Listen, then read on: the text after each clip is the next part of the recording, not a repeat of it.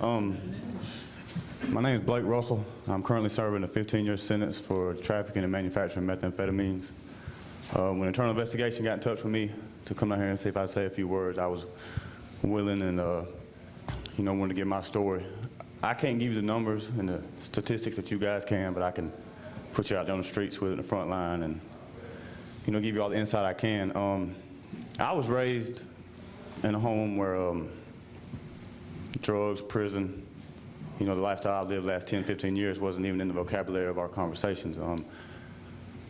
Parents were together, spoiled, gave everything they gave me everything I needed, I was, I guess you could say a popular kid. I'm from Columbus, Georgia, Phoenix City, Alabama. I was Mr. Central my junior year, Mr. Central my senior year, Central High School in Phoenix City. I had a baseball scholarship, a full ride to play baseball in college. I was told everything that you can be told about drug abuse and the effects of it. I had no excuse. My problem came from my peers and wanting to fit in, wanting to be cool, the parties, the club scene, whatnot.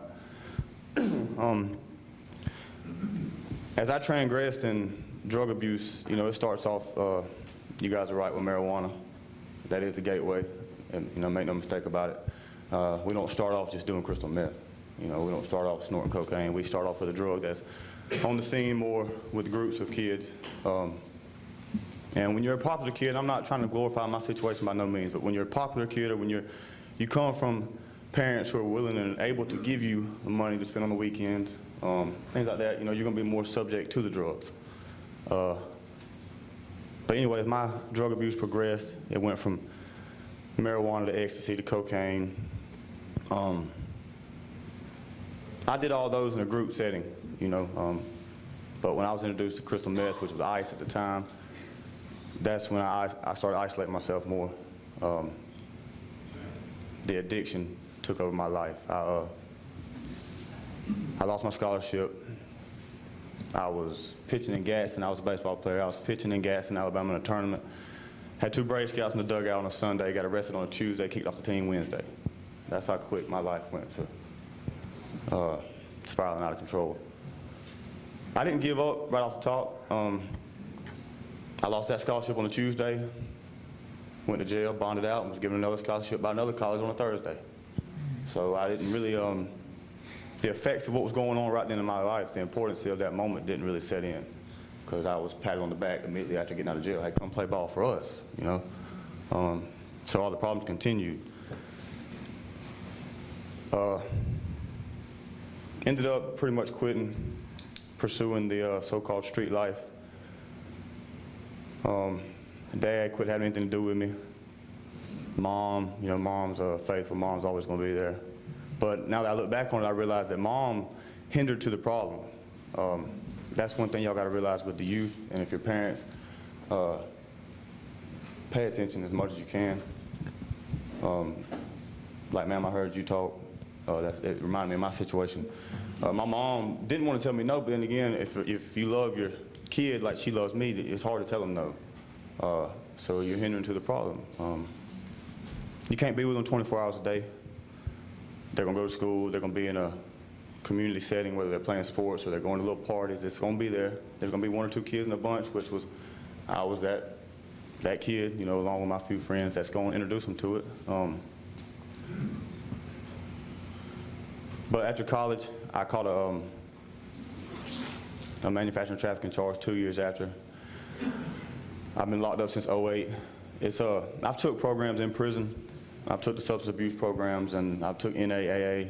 I've never went into an extensive in-care rehab, but I'm gonna say from my viewpoint, my opinion, when it gets to DOC, when we get to prison, it's on us, literally, if we want to change, because there's drugs in there. I'm not trying to put nobody out there and put anybody's job at stake, but there's more drugs there than y'all have any idea about inside the prison.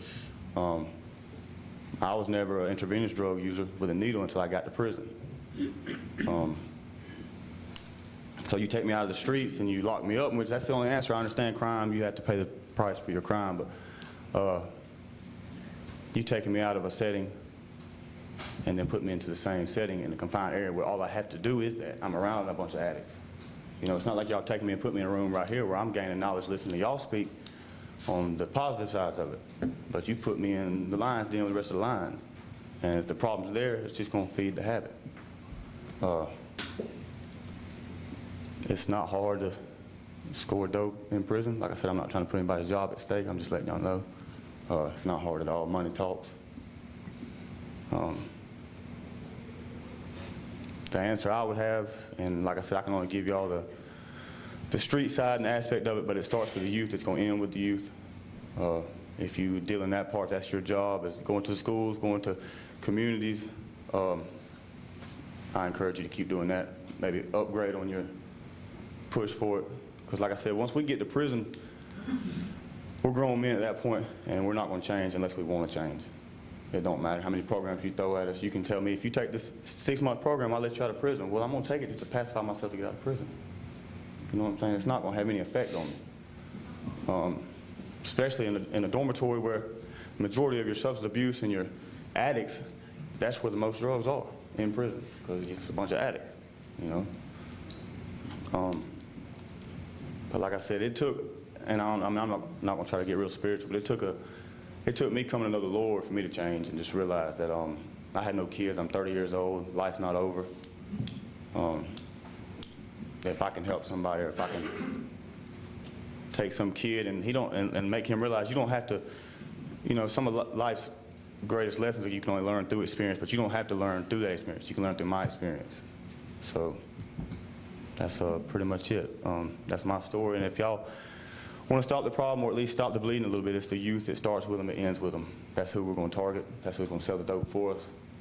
The clubs, the schools, the stadiums on Friday nights, the campus stadiums on Saturday nights. That's where the drugs are going to be sold. Very rarely do you find a man or a woman older in age that becomes an addict, you know what I'm saying, in their later years of life. We're going to get them when they're young, and it's just going to progress until you're me standing up here, you're dead. So that's pretty much it, I guess. Thank you. Thank you.